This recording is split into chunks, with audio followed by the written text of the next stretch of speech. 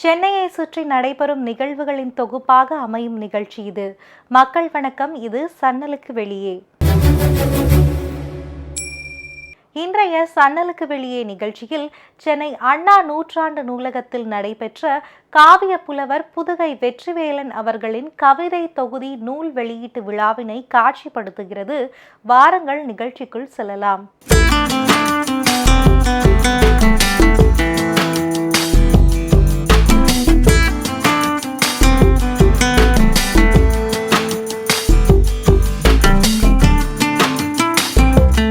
நிகழ்வின் தொடக்கமாக தலைமையுரை நிகழ்த்தியிருந்தார் அனைத்திந்திய தமிழ் எழுத்தாளர் சங்கத்தின் தலைவர் பேராசிரியர் முனைவர் ராமகுருநாதன்.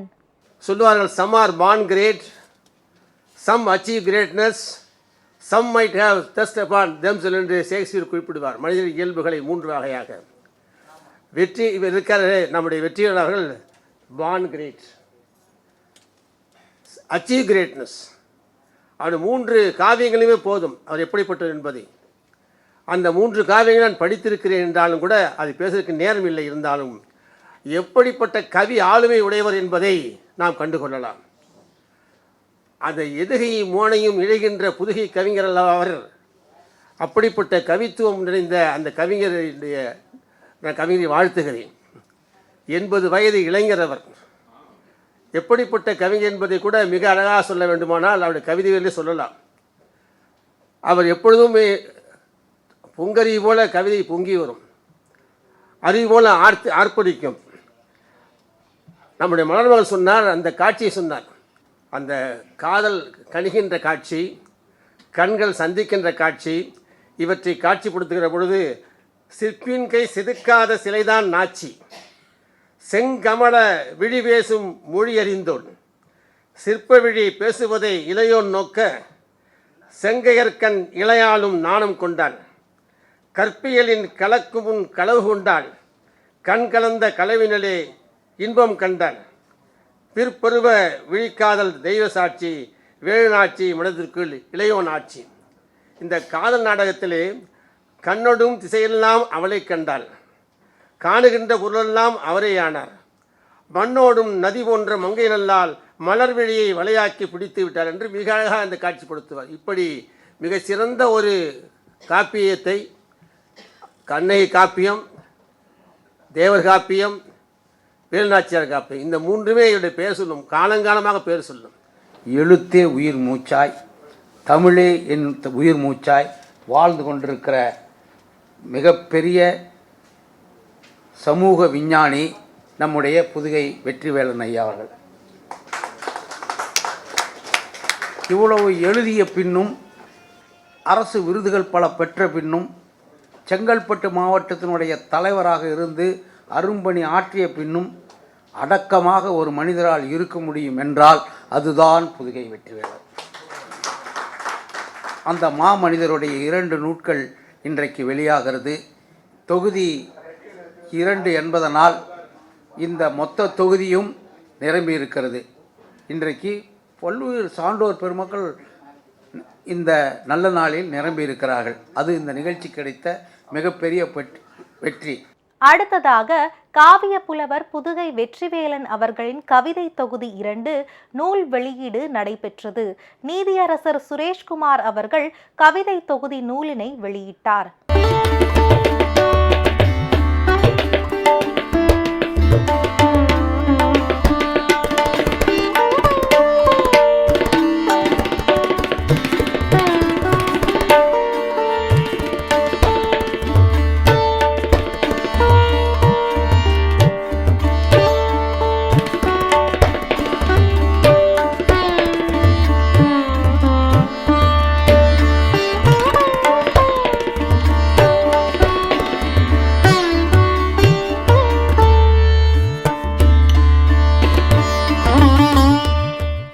அடுத்ததாக விழாவில் நூலினை பெற்று வாழ்த்துரை வழங்கினார் புதுக்கோட்டை தமிழ்ச்சங்கத்தின் தலைவர் கவிஞர் தங்கம் மூர்த்தி. வாருங்கள் அவ்வுரையினை கேட்டு வருவோம். தமிழ் என்று சொன்னாலும் அன்னையே உன்னையே குறிக்கும். இமிழ் கடல் திரையிலும் குமிழ் விடும் நுரையிலும் இன்னோசை உன்னோசை இருக்கும்.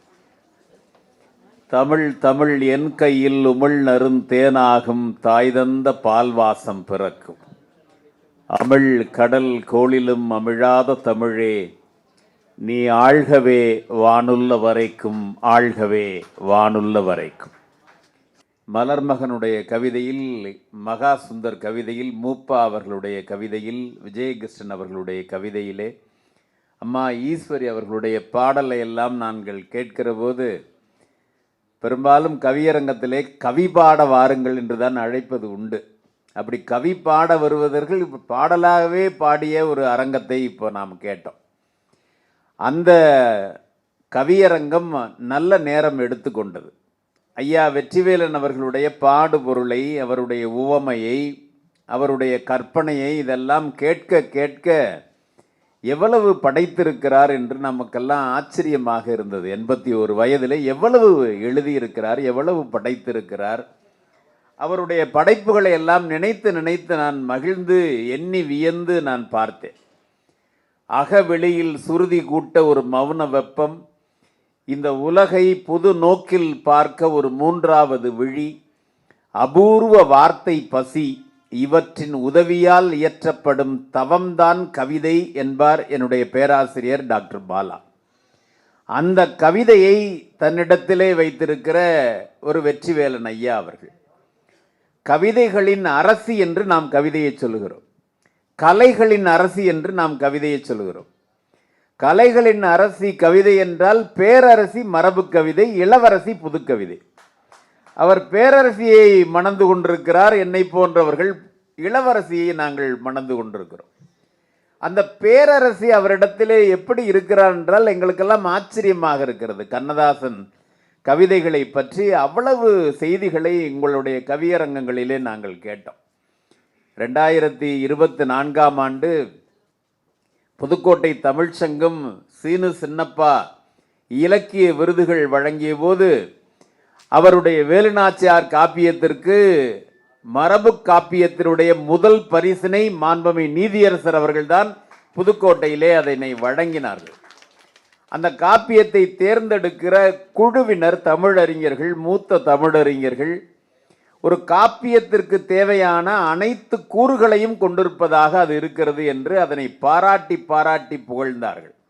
அப்படிப்பட்ட ஒரு காப்பியத்தை இயற்றியவர். அதே போல கண்ணகியினுடைய அந்த காப்பியத்தை இயற்றியவர். கண்ணதாசன் கவிதைகளிலே ஏராளம் சொன்னவர். இதில் கூட அந்த புத்தகத்திலே நான் நிறைய வாசித்திருக்கிறேன்.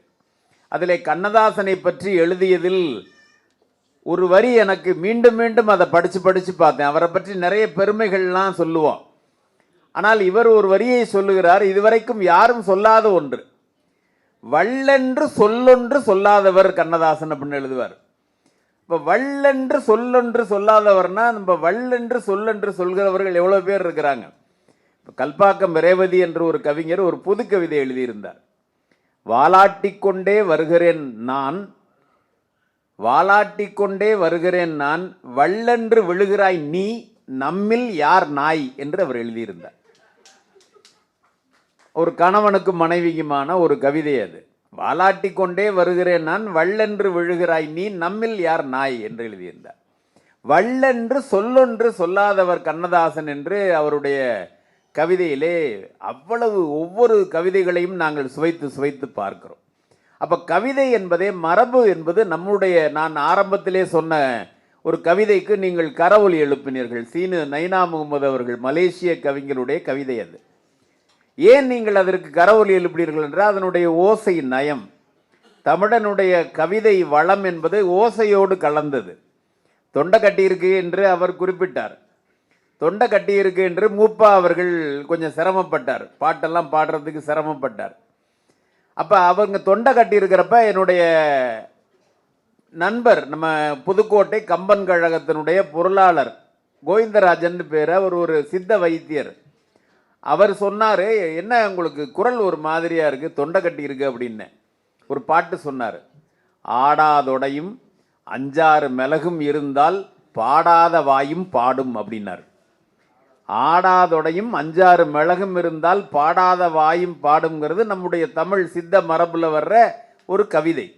அப்போ தமிழனுடைய வரலாறு முழுக்க இந்த கவித்துவத்தை பூரா நீங்கள் பார்த்துக்கிட்டே வரலாம். நீங்கள் கண்ணகி காப்பியத்தை ஔவை நடராஜன் அவர்கள் குறிப்பிட்றப்ப சொல்லுவார், ரொம்ப சுருக்கமாக சொல்லுவாங்கல்ல. அப்துல் ரஹ்மான் சொன்னார்ல, பால் நகையால் வெண்முத்து பல் நகையால் கண்ணகிதன் கால் நகையால் வாய் நகை போய் கழுத்து நகை இழந்த கதை அப்படின்னு சொல்லுவார் சுருக்கமாக. ஔவை நடராஜன் அதே காப்பியத்தை சொல்லுவார், மாதவியின் ஊடல், கண்ணகியின் வாடல், கோவலனுக்கு அநீதி இழைத்த கூடல், கூடல்னா மதுரை, மாதவியின் ஊடல், கண்ணகியின் வாடல், கோவலனுக்கு அநீதி இழைத்த கூடல், இது மூன்றையும் வைத்து இளங்கோ பாடிய பாடல் என்று குறிப்பிடுவார். இதுதான் சிலப்பதிகாரம் என்று அவர் குறிப்பிடுவார். அப்போ அந்த காப்பியத்தை தன்னுடைய கவிதை வடிவில் கொண்டு வர்றதுன்னா எவ்வளவு சொல் வளம் இருக்கணும். எங்கள் ஊர் கவிஞர் கந்தர்வன் சொல்லுவார், இந்த நாட்டில் நீர்வளம் இருந்தாலும் நிலவளம் இருந்தாலும் கேவலம் தானே நமக்கு கிடைக்கிறது அப்படின்னு எழுதுவார். அந்த ஒரு காப்பியத்தை எழுதுவதற்கு மொழி வளம் எவ்வளவு இருக்கணும், எவ்வளவு சொற்கள் கிடைக்கணும், எவ்வளவு சொற்களை தன்னகத்தே வைத்து கொண்டிருக்கிறார். அவ்வளவு சொல் நயம், கவிதை நயம், கற்பனை நயம், இது எல்லாம் கலந்து வந்திருக்கிற ஒரு அருமையான கலை அவரிடத்திலே கை வந்திருக்கிறது. ஏன் அவ்வளவு கொண்டாடப்படுகிறார்? அவர் என்ன பதவியிலே இருந்தார்? அவருக்கு என்ன ஒரு பொறுப்பில் இருந்தார்? அவர் ஏதாவது ஒரு 20 வருடங்கள் அமைச்சராக இருந்தார், அல்லது ஏதாவது மேனாள் முதல்வராக இருந்தால், அல்லது ஏதோ ஒரு பொறுப்பில் இருந்தால், எதுவும் ஒன்றுமே இல்லை அது. ஆனால் இன்றைக்கு அவ்வளவு பேர் அவருக்கு வரிசையிலே நின்று அவருடைய பொன்னாடை அணிவித்து அவருடைய அன்புக்காக, அவருடைய நூல் பெறுவதற்காக, அவருடைய அழைப்பிற்காக இவ்வளவு பேர் காத்திருப்பதற்கு காரணம் தமிழ்தான் அவரை இங்கே உருவாக்கி இருக்கிறது என்ற அர்த்தம். பன்னெடுங்காலம் வாழ்வாங்கு வாழ வேண்டும் என்று அவரை வாழ்த்தி, நீண்ட ஆயுளை, நிறைந்த செல்வத்தை, உயர்ந்த புகழை, மெய்ஞானத்தை எல்லாம் பெற்ற அவர் பல்லாண்டு பல்லாண்டு பல கோடி நூற்றாண்டு பல்லாயிரத்தாண்டு வாழ வேண்டும் என்று உங்கள் சார்பிலே வாழ்த்தி நிறைவு செய்கிறேன்.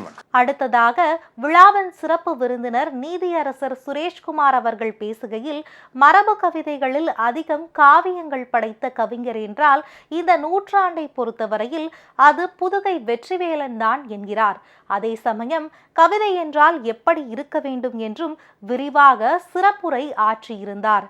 வாருங்கள் அவ்வுரையினை கேட்டு வருவோம்.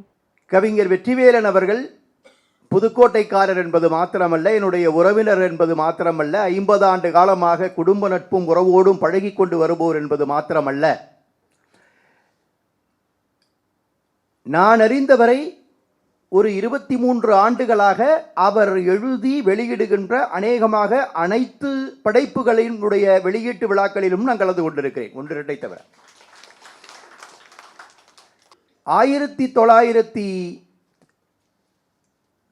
1999 என்று நினைக்கிறேன் அவருடைய முதல் நூல் வெளியீடு.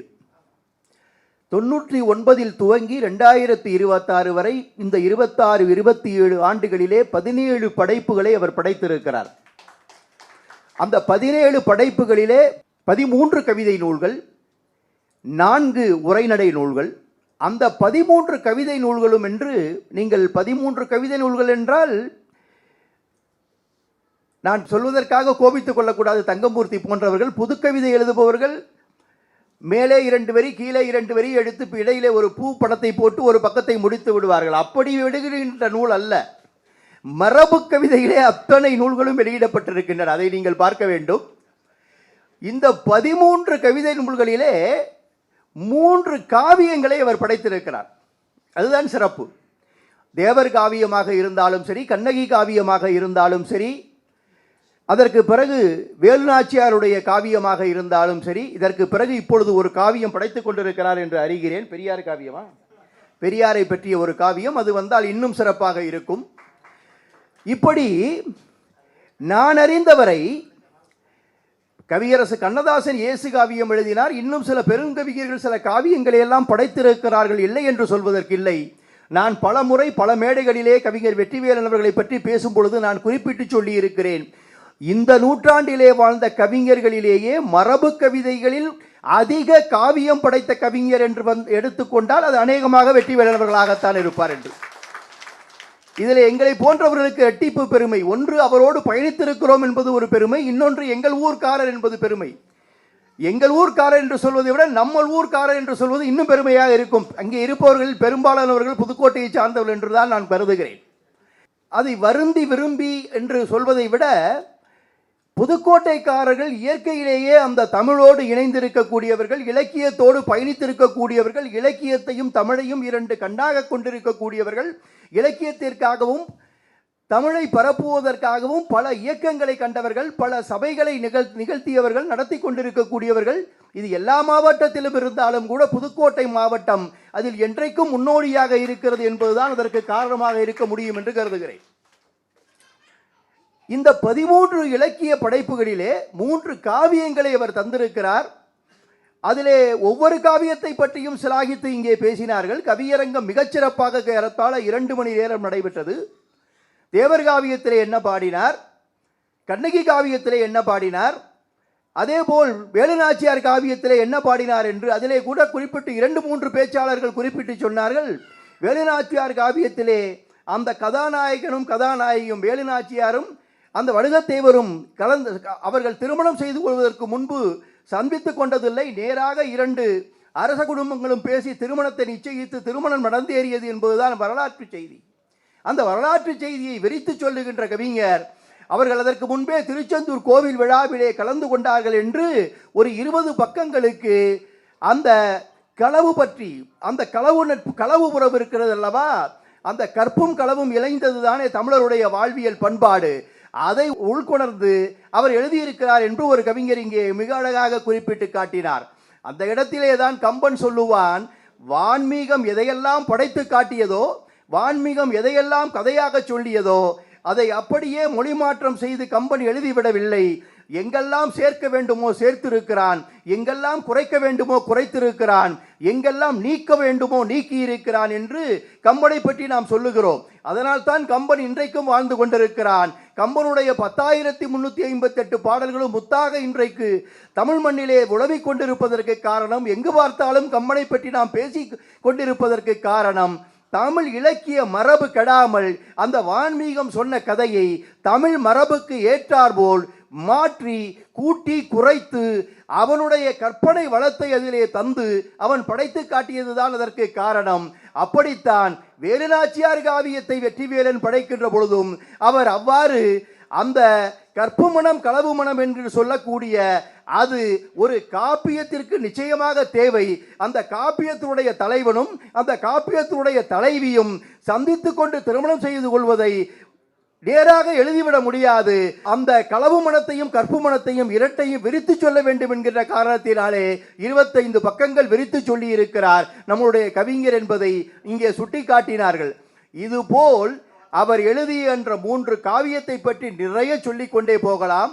அதேபோல் மீதம் இருக்கக்கூடிய அந்த ஒரு 10 நூல்களையும் நாம் சொல்லிக்கொண்டே போகலாம். அதிலே நம்முடைய தங்கமூர்த்தி குறிப்பிட்டதை போல் அவர் புதுக்கோட்டையில் இருக்கக்கூடியவர்களை பற்றி எழுதாத கவிதையே இல்லை. அநேகமாக இங்கே இருப்பவர்கள் எல்லோரை பற்றியும் எழுதியிருக்கிறார். புதுக்கோட்டையில் புகழ்பெற்றவர்கள் அத்துணை பேரை பற்றியும் எழுதியிருக்கிறார். புதுக்கோட்டையிலே யாரெல்லாம் விடுதலைக்கு போராடியார்கள் அவர்களை பற்றி எழுதியிருக்கிறார். புதுக்கோட்டையிலே பெரும் பதவிகளிலே இருந்தவர்களை பற்றி எழுதியிருக்கிறார். மன்னரை பற்றி எழுதியிருக்கிறார். அமைச்சர்களாக இருந்தவர்களை பற்றி எழுதியிருக்கிறார். இப்ப சாமானியர்களை பற்றி கூட அவர் எழுதியிருக்கிறார். இவ்வளவு புதுக்கோட்டைக்காரர்களை பற்றி இவ்வளவு கவிதைகளை எழுதி படைத்து இன்றைக்கு தமிழ் மக்களுடைய கரங்களிலே தவளவிட்டிருக்கிற காரணத்தினாலே நாமெல்லாம் புதுக்கோட்டைக்காரர்கள் என்கிற முறையிலே அவருக்கு நிறைய கடன்பட்டிருக்கிறோம், கடப்பாடு கொண்டிருக்கிறோம். அந்த கடப்பாட்டினுடைய வெளிப்பாடுதான் அவர் எத்தனை முறை நூல் வெளியிட்டாலும், எத்தனை முறை விழாக்கள் நடத்தினாலும், எங்கெல்லாம் அழைத்தாலும் அங்கெல்லாம் நாம் கலந்து கொண்டிருக்கிறோம், அங்கெல்லாம் ஓடோடி வருகிறோம். கவிதை பித்தன் இன்றைக்கு அவருடைய பிறந்த நாளை முடித்துவிட்டு ஓடோடி இங்கு வந்திருக்கிறார். அதே போல் நாம் அத்துணை பேரும் இன்றைக்கு இங்கே கூடியிருக்கிறோம் என்று சொன்னால் ஒரு மிகச்சிறந்த கவிஞரை புதுக்கோட்டை மண் தந்திருக்கிறது. அந்த மண் தந்த புதுக்கோட்டை கவிஞர் அந்த மண்ணை மறக்கவில்லை, அந்த மக்களை மறக்கவில்லை. மண்ணையும் மக்களையும் மறக்காமல் அவர் தொடர்ந்து கவிதை படைத்துக் கொண்டிருக்கிறார். இன்றைக்கு அவருடைய கவிதை என்பது உலக அரங்கிலே அங்கீகரிக்கப்பட்டிருக்கிறது. கண்ணகி காவியத்திற்கு மலேசியாவுடைய அமைச்சர் 1000 வெள்ளி பரிசளித்திருக்கிறார். அதேபோல் நம்முடைய வேலுநாச்சியாருடைய காவியத்தை சென்ற ஆண்டு தமிழ்நாடு சிறந்த ஒரு மரபு கவிதையுடைய நூலாக முதல் நூலாக தேர்ந்தெடுத்து 50,000 ரூபாய் பரிசு கொடுத்திருக்கிறது. அந்த நூலை வெளியிட்ட அருண் பதிப்பகத்தாருக்கு 25,000 ரூபாய் பரிசு கொடுத்திருக்கிறது. புதுக்கோட்டை தமிழ்ச்சங்கம் முதல் நூலாக அதை தேர்ந்தெடுத்து 10,000 ரூபாய் பரிசு கொடுத்திருக்கிறது. அந்த 10 கவிதை நூல்களையும் வெளியிட்டு அந்த முதல் பதிப்பு விற்று தீர்ந்து விட்டது என்பதை மிக மகிழ்ச்சியோடும் பெருமையோடும் பதிவு செய்திருக்கிறார். எல்லாமே விற்று தீர்ந்து விட்டது. அதனால் தான் மறுபதிப்பு செய்ய வேண்டிய சூழலிலே தனித்தனியாக மறுபதிப்பு செய்வதற்கு பதிலாக இப்படி தொகுப்பாக மறுபதிப்பு செய்தால் வாங்கி படிப்பவர்களுக்கு எளிதாக இருக்குமே என்பது காரணத்திற்காக முதல் தொகுதி சென்ற ஆண்டு ஜூன் மாதம் 7ஆம் தேதி வெளியிடப்பட்டது. 2வது தொகுதி இன்றைக்கு வெளியிடப்பட்டிருக்கிறது. நான் குறிப்பிட்டு சொன்னதை போல் ஒரு பிரத்யேக காரணம் இருக்கிறது என்று சொன்னால், சென்ற ஆண்டு முதல் தொகுதியை நான் வெளியிடுவதாகத்தான் அமைக்கப்பட்டிருந்தது. அந்த விழா இறுதி நேரத்திலே என்னுடைய உடல்நிலை காரணமாக என்னால் கலந்து கொள்ள முடியவில்லை. ஆகவே எப்படியாவது இந்த 2ஆம் தொகுதியிலே கலந்து கொள்ள வேண்டும் என்று விரும்பினோம். அதை அன்றைக்கு நிறைவேற்றி தந்திருக்கிறார். 2வது தொகுதியிலே நாம் மிகுந்த பெருமையோடு கலந்து கொண்டு இன்றைக்கு அந்த நூலை நாம் வெளியிட்டிருக்கிறோம். இப்படி வெற்றிவேலன் அவர்கள் கடந்த 30 ஆண்டுகளுக்கு மேலாக தமிழ் இலக்கிய உலகில் தடம் பதித்து மரபு கவிதையிலே இந்த நூற்றாண்டிலே தலை சிறந்த ஒரு மரபு கவிதை கவிஞர் என்கிற அளவிற்கு உயர்ந்து நிற்கிறார் என்று சொன்னால், பட்டங்களை பெற்றிருக்கிறார் என்று சொன்னால், நம் எல்லோருடைய வாழ்த்துக்களையும் பெற்றிருக்கிறார் என்று சொன்னால், அவரை வெறும் வார்த்தைகளால் பாராட்டிவிட்டு போவதற்காக நாம் விழா நடத்தவில்லை. தமிழ் என்றைக்கும் வாழும், மரபு என்றைக்கும் வாழும். மரபை கையில் எடுத்தவர்கள் வாழ்வாங்கு வாழ்வார்கள். இன்னும் எத்தனை ஆண்டு காலமானாலும் எப்படி இதற்கு முன்பு மரபு படைத்தவர்களுடைய பெயர்கள் நீடித்திருக்கிறதோ அப்படி வெற்றிவேலன் அவருடைய பெயரும் எத்தனை நூற்றாண்டு ஆனாலும் பெயர் நிலைத்திருக்கும். தமிழ் உள்ளவரை, தமிழ் இலக்கியம் உள்ளவரை, இலக்கிய கவிதை உள்ளவரை, மரபு கவிதை உள்ளவரை நம்முடைய வெற்றிவேலனுடைய பெயர் என்றைக்கும் நிலைத்திருக்கும். அது தொடர்ந்து நடைபெற வேண்டும். இன்னும் பல காவியங்களை அவர் படைக்க வேண்டும்.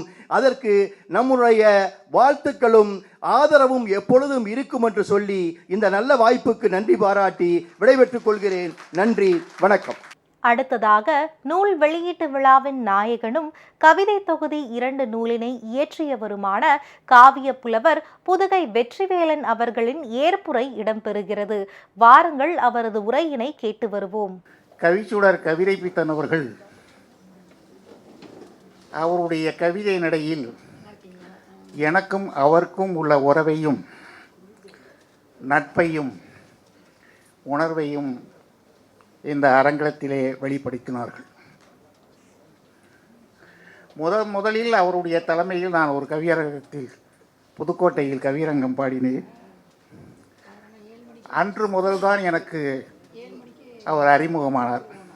அநேகமாக அது ஒரு 20-25 ஆண்டுகளுக்கு முன்பாக இருக்கும் என்று நம்புகிறேன். 2004 என்னுடைய மங்களப்பூக்கள் நூல் 4வது நூல் வெளியிடப்பட்டது. அந்த நூலில் வாழ்த்துரை வழங்கினார்கள் கவிச்சுடர் அவர்கள். அந்த நூலில் வெளியீட்டு விழாவில் நம் நீதியரசர் அவர்களும் கலந்து கொண்டு உரையாற்றினார்கள், என்னை வாழ்த்தினார்கள். அங்கிருந்து தொடர்ந்து அதற்கு பிறகு நடந்த விழாக்கள், சந்திப்புகள் அனைத்திலும் நாங்கள் 2 தர கலந்து அவர் என்னை நேசிப்பது அதிகமா, நான் அவரை நேசிப்பது அதிகமா என்று கண்டறிய முடியாத ஒரு உணர்வு, ஒரு பாசம், ஒரு பரிவு எங்களுக்குள் இருந்து கொண்டிருக்கிறது. அவர்கள் முழுமையாக அருமையாக இந்த கவியரங்கத்திலே என்னை பாராட்டி என் கவித்துவத்தை இந்த அரங்கத்துக்கு வெளிப்படுத்தி பாடிய அவர்கள் அனைவருக்கும் என்னுடைய நன்றியை சொல்லி இவர்கள் அனைவருக்கும் நன்றி சொல்லி விடைபெறுகிறேன். நன்றி, வணக்கம். நாளைய தலைமுறையினருக்கு கவிதை என்றால் எப்படி இருக்க வேண்டும் என்பதை வழிகாட்டும் வகையில் இவ்விழா ஒரு மகிழ்ச்சியூட்டும் நிகழ்வாக இருந்ததோடு மட்டுமல்லாமல் சமூக பொறுப்புணர்வையும் முன்வைத்தது. இது போன்ற நிகழ்வுகள்தான் ஏனைய மக்களுக்கு உந்து சக்தியாக அமையும் எனலாம். மீண்டும் இது போன்றதொரு அருமையான நிகழ்ச்சியில் சந்திப்போம். நன்றி, வணக்கம்.